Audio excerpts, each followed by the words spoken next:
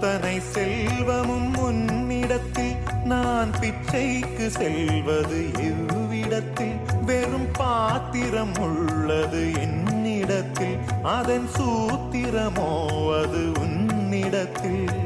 ஒரு முறையா இருமுறையா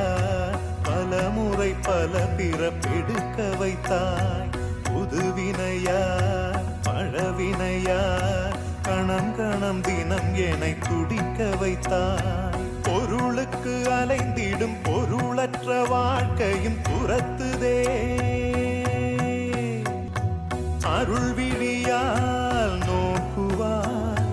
மலர்பதத்தால் தாங்குவாய் உன் திருக்கரம் என்னை அரவணைத்துனதருள் பெற பிச்சை பாத்திரம் ஏந்தி வந்தேன்